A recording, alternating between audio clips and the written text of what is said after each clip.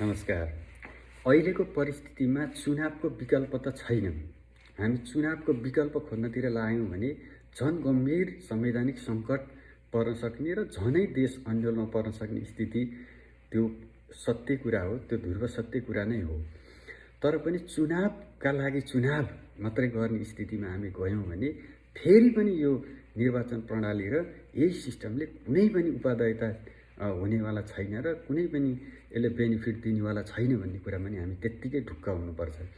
म के भन्न चाहन्छु भने जस्तै जेनजी आन्दोलन भयो, जेनजी आन्दोलनमा त्यत्रा युवाहरूले शहादत गरिसके पछाडि, त्यत्रा सार्वजनिक सम्पत्तिदेखि लिएर व्यक्तिका घरहरू ध्वस्त भइसके पछाडि एउटा निश्चित निकास दिने गरी त्यो विद्रोहलाई लिड गर्नुपर्ने थियो र त्यो विद्रोह जसरी हाइज्याक भएर चाहिँ एउटा व्यक्तिको महत्त्वकांक्षापट्टि त्यो विद्रोहले लिड गर्यो, त्यस पछाडि भनेको धेरै अन्यल र भोलि यो चाहिँ निकास दिन नसक्ने खालको परिस्थितिमा हामी भित्रभित्र छिर्दै गइरहेका छौँ।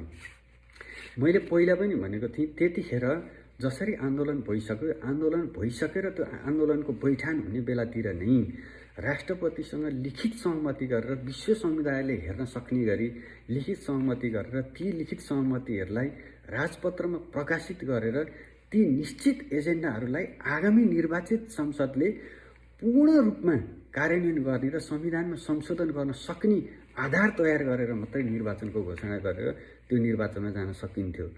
पहिला नै कि त तत्कालीन स्थितिमा जसरी चाहिँ भागाभाग मान्छेको स्थिति थियो त्यतिखेरै संसदहरूलाई चाहिँ संसद बोलाएर तत्कालीन स्थितिमा यो मुद्दामा चाहिँ तिमीहरू संविधान संशोधन गर्छौ कि के गर्छौ भनेर चाहिँ सर्टेन अल्टिमेटम दिएर चाहिँ उनीहरूलाई त्यहीँबाट संविधान संशोधन गराउन नि सकिन्थ्यो संसद विघटन नगराइकन। यदि उनीहरूले गर्दैनन् भने त्यो अविश्वासै भएर संसद विघटनै गरिसकेको स्थितिमा पनि लिखित सहमति गरेर संविधान यो चुनाव पछिको जुन संसदको जुन फर्म बन्छ त्योबाट कसरी चाहिँ संविधानको संशोधन गर्ने त बाध्यकारी पारेर उनीहरूलाई चाहिँ राजपत्रमा प्रकाशित भएका जति पनि एजेन्डाहरू थिए त्यो एजेन्डामा जसरी पनि इन्गेज हुनुपर्ने र जस्तै भनौँ प्रत्यक्ष कार्यकारी राष्ट्रपति अथवा प्रधानमन्त्री, पूर्ण समानुपातिक संसद होइन, अनि यो जति पनि आयोग र संवैधानिक संस्थाहरू छन् तिनीहरूलाई चाहिँ लोकसेवाबाट छान्ने पद्धति जसले चाहिँ भ्रष्टाचार जसले गर्दाखेरि चाहिँ भ्रष्टाचार एकदमै धेरै मौलाएको स्थिति छ, ती लगायतका एजेन्डाहरू जति पनि जेनजी आन्दोलनमा उठेका जेन्युन मुद्दाहरू थिए त्यो मुद्दालाई चाहिँ इन्क्लुड गर्न सक्ने गरी संविधानको संशोधन हुन्छ त भन्दा हुन्छ भनेर पहिले नै पार्टीहरूलाई चाहिँ त्यो भोट माग्दाखेरि त्यो चाहिँ एजेन्डा उनीहरूको घोषणा पत्रमा राख्न पर्ने बाध्यता बनाएर चाहिँ चुनाव गर्नुपर्ने स्थिति थियो।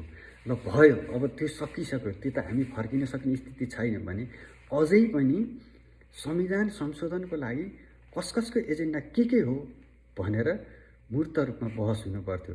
त्यो बहस पनि हुन सकेको छैन।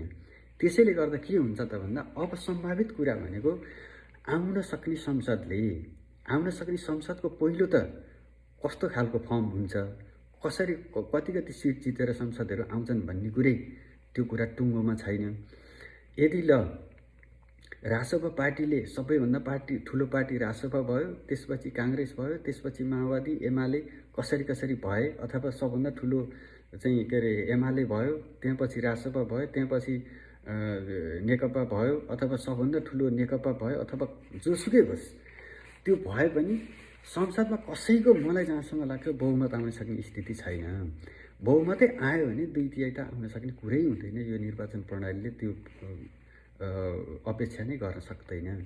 त्यसकारणले गर्दा भोलि संसदभित्र गइसकेपछि पनि जसरी पनि संविधान संशोधन नगरिकन त अघिल्लो सरकारले काम कुनै डेलिभरी दिनै सक्दैन। त्यसकारण त्यो विषयमा के गर्ने त? संविधान संशोधनको एजेन्डा कसैले पनि उठाएको मैले देखिनँ। त्यो नदेखेपछि एउटा मान्छेको कसको दारी लामो छ र को ह्यान्डसम छ भन्ने हिसाबले को नयाँ को पुरानो भन्नेको टुङ्गो लाग्दैन। उसले बोकेको विचार कुन छ त्यो विचार अनुसारको अब सोल्युसन दिन्छ कि दिँदैन त? राजनीतिक निकास त्यो विचारले दिन्छ कि दिँदैन? कुन विचार उसँग छ त भन्ने कुरा नै बढी महत्त्वपूर्ण हुन्छ। काङ्ग्रेस र एमाले भनेको, काङ्ग्रेस र जुन यो हाम्रो रासपा भनेको एउटै विचारधाराको पार्टी हो। त्यसमा विचारधारात्मक हिसाबले कुनै पनि फरक छैन। उनीहरूले भनेको जसरी हुन्छ बजार अर्थतन्त्रलाई प्राथमिकता दिने र कम्पिटिसनमा जसले बजारमा पर्फर्मेन्स गर्न सक्छ त्यही माथि पुग्छ भन्ने सिद्धान्त हो। अब यो प्राइभेट सेक्टर जुन प्राइभेट स्कुलहरू छ तिनीहरूलाई निरुत्साहित गरेर हामी सरकारी स्कुललाई चाहिँ के अरे बढी प्राथमिकता दिन्छौँ भन्नु त्यो एउटा भनाइ स्लोगनको कुरो हो। तर राज्यले लिने नीति नै सबैभन्दा महत्त्वपूर्ण नीति हुन्छ। त्यसले गर्दाखेरि भोलि संविधान संशोधन कसरी गर्ने भन्ने कुराको टुङ्गो नलाग्दै गर्दाखेरि कुनै पनि पार्टीले राम्रो डेलिभरी गर्न सक्छ भन्ने कुरामा विश्वास गर्न सक्ने स्थिति नै छैन। त्यसैले गर्दा अब आउने जुन गभर्मेन्ट हुन्छ त्यो गभर्मेन्टमा कोलिसनको गभर्मेन्टमै जाने हो होइन। कोलिसन गभर्मेन्टमा जाँदाखेरि कुन कुन पार्टी मिलेर सरकार बनाउने भन्ने कुरो हुन्छ। त्यसमा त त्यो अहिले जतिसुकै टाढाको सम्झे पनि भोलिको दिनमा त्यहाँ गइसकेपछि मिलेर जानेको विकल्पै हुँदैन। त्यो अहिले जति गाली गलौज एकअर्कामा गरिरहेछन् त्यो भनेको हामी जनतालाई नै गिज्याएको कुरा हो। त्यो गाली गलौज भोलि हुनेवाला छैन। भोलि मिलेरै उनीहरू जान्छन्। त्यो भएर हामीले जनताकै स्तरबाट सोचौँ। हामीले चाहिँ कसैको अन्धभक्त नबनौँ। हामी जनताकै स्तरबाट सोचौँ र हामी यदि राजनीतिक चेत भएका मान्छेहरू पनि छौँ कम्तीमा भने हामीले गरिबको विषयमा सोच्नै पर्ने हुन्छ। तल्लो तहमा रहेको मान्छेहरूलाई हामीले समेट्नै पर्ने हुन्छ। त्यसरी हामीले समेट्न सकेनौँ भने भोलिको दिनमा शान्ति हुँदैन। गर्ने के? हामीलाई त शान्ति चाहिएको छ नि त। भोलिको दिनमा मान्छेले खान नपाएपछि कसैले पनि बेत पढेर बस्नेवाला छैन। भाडबटिनी लुटिँदै गर्दाखेरि एउटा गरिब किसानको छोरो जुन काठमाडौँमा बसेर महिनाको 15,000 कमाउँछ र कोठा भाडा मात्रै 10,000को तिर्छ भने त्यो मान्छेले भाडबटिनीभित्र छिरेर देखेको चाहिँ जुन शान शौकत छ त्यो हेरेर बस्न सक्दैन कि। म यहाँभित्र कहिले छिर्न पाउँदैन थिएँ। यस्तो शान शौकत यहाँ रहेछ। तिमीहरू चाहिँ यस्तो मोज मस्ती गर्ने, हामी चाहिँ दिनभरि ज्यामी काम गरेर के अरे साधारण स्कुलमा पढ्नै नसक्ने भनेपछिको त्यो स्थिति हो नि त। त्यो स्थिति त्यस्तै रहने हो भोलि पनि भने त। फेरि विद्रोह हुँदैन भने कसले ग्यारेन्टी दिने? त्यो कसैले पनि भन्न सक्ने कुरा छैन। त्यसैले गर्दा कोही पार्टीको अन्धभक्त भएर कोही व्यक्तिको अन्धभक्त भएर भन्दा पनि कुन विचारले नेपालको राजनीतिलाई निकास दिन सक्छ, गरिबको मुद्दा कसले बोल्न सक्छ, यो अगाडि कसले के गर्यो गरेनमा अब नजाउँ हामी होइन। अब आउनेले पनि त विचारात्मक हिसाबले विचारधारात्मक हिसाबले नै राजनीतिमा सोल्युसन खोजिन्छ नि त। कुनै आवेगको भरमा त्यसरी त राजनीति सोल्युसन कहिले पनि आउँदैन। त्यसैले गर्दा जो व्यक्तिले शिक्षा र स्वास्थ्य राज्यको मातहतमा ल्याएर तलभन्दा तलका मान्छेलाई पनि शिक्षित बनाएर र त्यस्तो इमर्जेन्सी बिरामी पर्दाखेरि सुरक्षा दिन सक्छ है भन्ने स्थितिमा जो पार्टीले काम गर्न चाहन्छ त्यसलाई नै हामीले सहयोग गर्नुपर्ने हुन्छ। र अर्को कुरा, धेरै ठुल्ठुला उद्यमीहरू, धेरै ठुल्ठुला मल्टिनेसनल कम्पनीहरू हाम्रो देशमा हुनुभन्दा पनि तलभन्दा तलको मान्छेहरूलाई उद्यमी बनाएर उनीहरू आफैलाई मालिक कसले बनाउन सक्छ त? उनीहरूबाट उत्पादित सामानलाई सरकारले कसरी सुरक्षण गरेर चाहिँ भान्सामा पुर्याउन सक्छ अथवा उनीहरूलाई प्रमोट कसरी गर्छ, सब्सिडिजहरू कसरी दिन्छ, हो त्यस्तो खालको पार्टी। जस्तै चाइनामा तपाईँ हेर्नुभयो भने चाइना पनि माओ त्से-तुङले जुन सत्ता कब्जा गरे, माओ त्से-तुङको पार्टीले सत्ता कब्जा गर्यो। सत्ता कब्जा गरिसकेपछि त्यो सत्ता कब्जा गर्ने पार्टीको सेना नै त्यहाँको चाहिँ पिएलए भयो, पिपुल लिबरेसन आर्मी भयो। उसले त सत्ता कब्जा गर्यो। सत्ता कब्जा गरिसकेपछि पछि उसले शिक्षा र स्वास्थ्य जस्ता कुराहरूलाई राज्यको मातहतमा ल्यायो। राज्यको मातहतमा ल्याइसकेपछि लिबरल अर्थतन्त्र त उसले ल्यायो।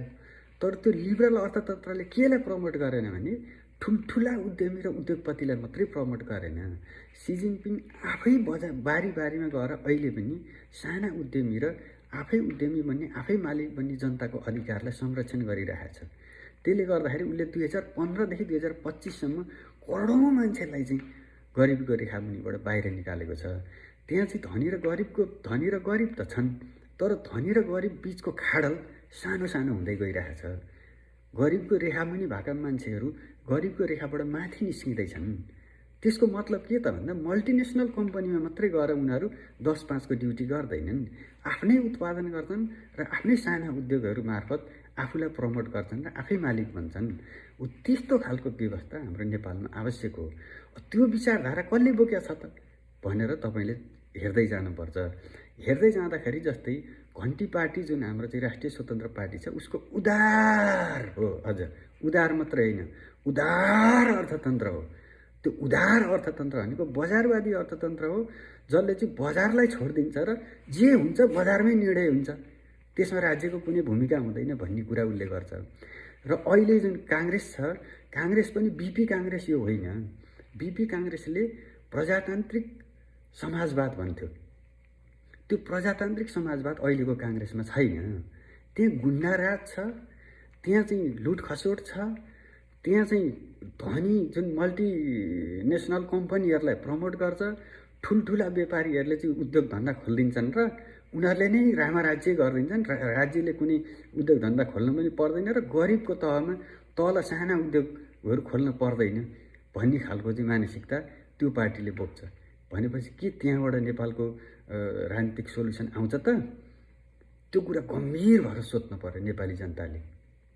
किनभने भोलि गरिबीको सङ्ख्या बढ्दै गएर भोलि पनि यही स्थिति भएर मान्छे खान नपाउने, 12 पास गरेपछि झोला बोकेर विदेशतिर लाग्नुपर्ने स्थिति भयो भने फेरि अर्को भयानक विद्रोह हुन्छ। त्यो कसैले रोकेर पनि रोक्न सक्दैन क्या। तपाईँ जुन स्वयं महादेव भगवान भयो भने तपाईँले रोक्न सक्नुहुन्न, त्यो विद्रोह हुन्छ। त्यही भएर निश्चित व्यक्तिहरूलाई पोस्ने खालको चाहिँ हामी व्यवस्था ल्याउने कि हामी चाहिँ तलको जनतालाई गरिबको रेखामुनिबाट माथि कसरी उठाउन सकिन्छ भन्ने खालको, त्यसलाई प्रमोट गर्ने खालको चाहिँ अर्थव्यवस्था ल्याउने भन्ने बिचको लडाइँ हो। यो देश जलाउने र देश बनाउने भन्ने त्यो खासै त्यस्तो कुरा पनि होइन। देशमा त विद्रोह त हुन्छ, अब यसै गरी हुने हो। विद्रोह कुनै चाहिँ त्यो रूप धारण गरेर चाहिँ एकदम ठुलो गर्जन दिएर पनि आउँदैन। त्यो सुसुप्त रूपमा चाहिँ तल दबिएर बसेको हुन्छ। कुनै एउटा समयमा त्यो निस्केर विस्फोट हुन्छ क्या। अनि त्यसले चाहिँ विभिन्न तरिकाको राजनीतिक निकासहरूको बारेमा चाहिँ बहस छेडिदिन्छ। नेपालमा भएको त्यही हो। जेन विद्रोह भएर के भयो भने जस्तो त्यो के भयो भन्ने कुरो होइन कि त्यसले चाहिँ राजनीतिक बहस बजारमा ल्यायो। अहिले त्यही विषयमा बहसहरू भइरहेछ क्या। मेन कुरो भनेको त्यही हो। Thank you.